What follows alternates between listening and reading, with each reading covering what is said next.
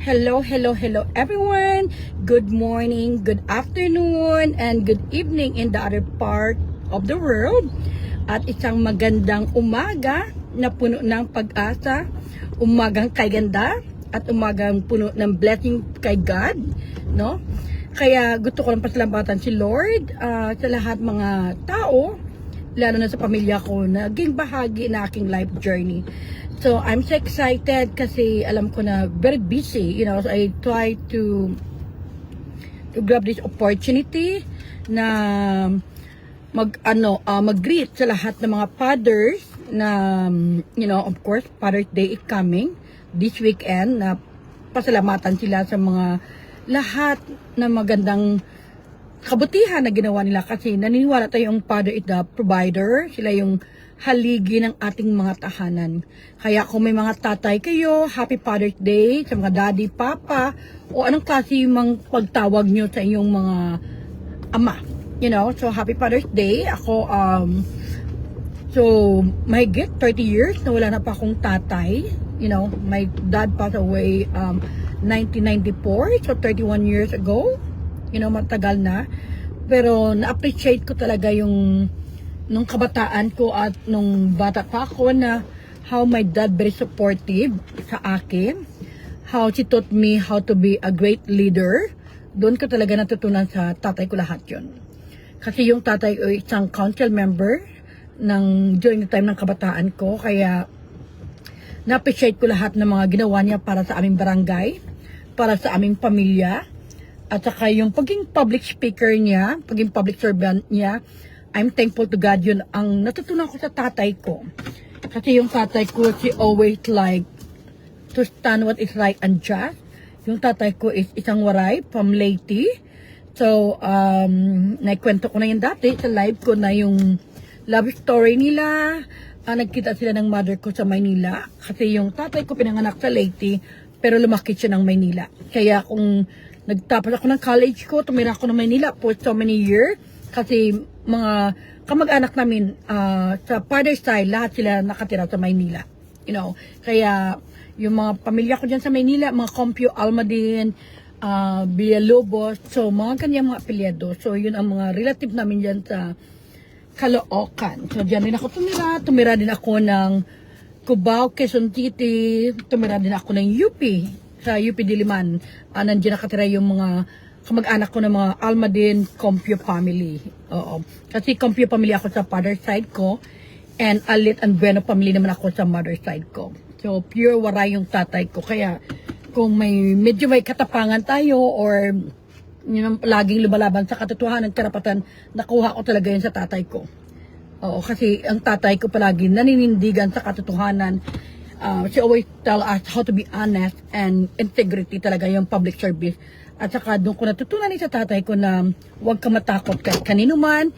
Karapatan may paglaban yung bagay na may hustisya, may karapatan. So yun ang natutunan ko talaga sa tatay ko. Kasi tuwing tumatakbo yung tatay ko sa council members, ako yung kasama niya. Bata pa ako, elementary pa ako noon hanggang mag-high school. Kaya I'm so blessed na I was molded by a family, a parent, lalo na yung tatay ko. Nung lumaki ako, nagsiserve siya sa church dahil isa siyang lay ministers, and at the same time, he's in the teaching ministry. Nagtuturo siya ng mga supporting sa pag-retreat, seminar, workshop.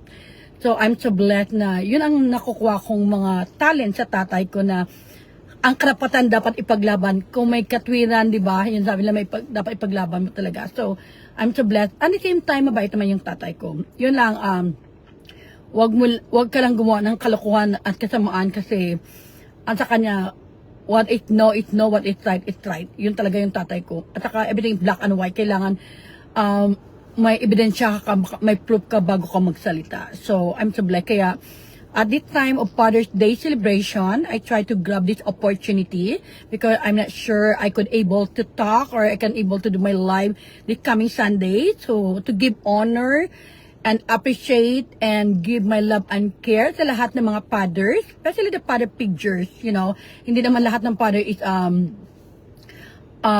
biological father. Some spiritual fathers, some mga tumayo ng parang tatay. There's a lot of mom, mga single mom na naging father figure din sila.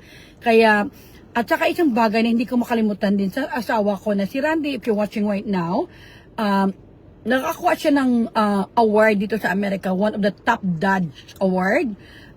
Dahil yung anak kong si Jericho, sumulat siya ng essay how his dad one of the best dads. So nakakuha siya ng award. I'm not sure what year dyan.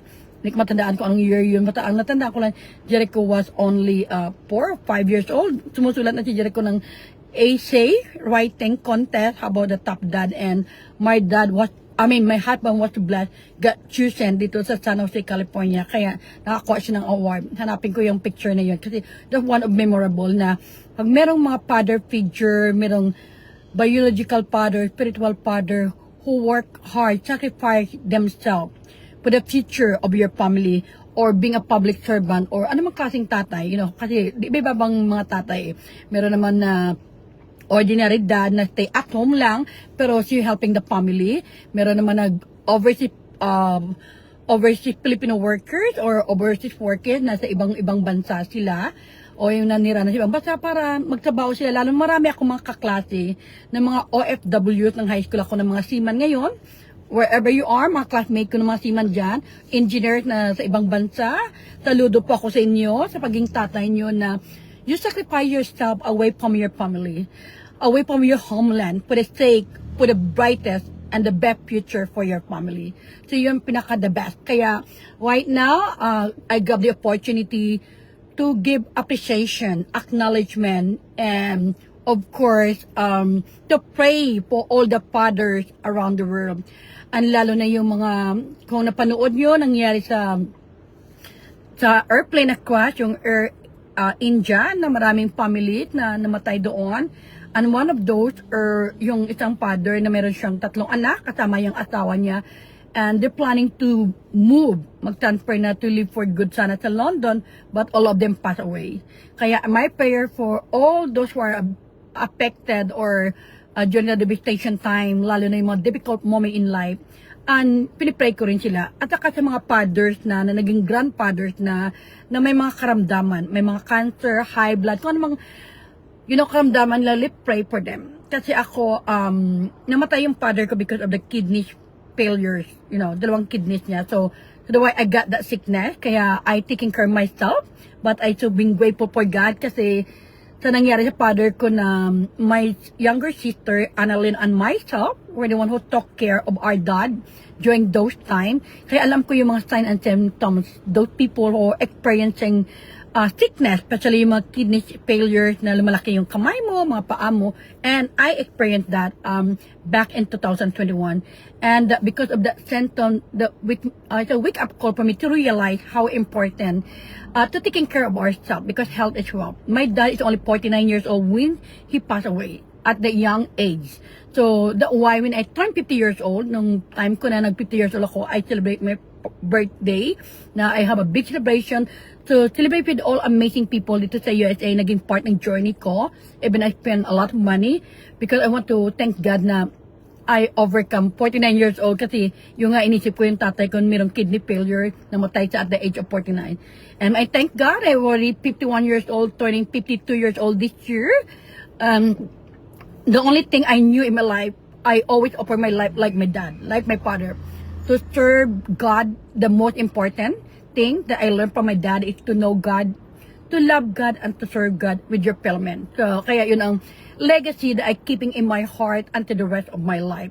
So that's the most important thing in our life, in our journey, to acknowledge, appreciate, and be humble, because in everything in our life, every day to give honor and glory to God, to acknowledge God present in our life, and bring that legacy to the next generation to come, especially to those your kids, and of course to sa mga generation to come. Kaya yun talaga yung natutunan ko sa father ko, always share kindness, love, and care, even for those people who don't acknowledge you. But the most important, the God is with you. God acknowledge your life wherever you are, whatever you do.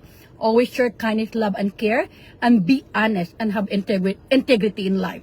Kasi ang tunay na role model na tao, makikita sa sariling gawa at sa buhay niya. So I'm so blessed na I grown up with a family with sincerity to love and serve sa mga kababayan namin sa Bacolod noon, especially my father who are a public servant and they have a real heart for being public servant. Pero ako ay not dreaming na maging politician.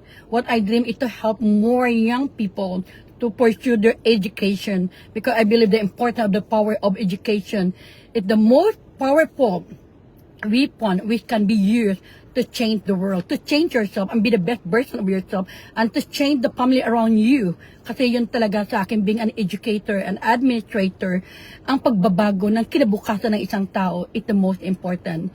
Hindi lang sa salita, hindi lang sa harap ng social media, but you do something. Kaya for me, it's a big accomplishment. It's huge accomplishment that I can able, with the support of some of my friends, that we can able to help 4 college students to graduate this year. And I know there's more pa ng mga kabataan na tutulungan namin.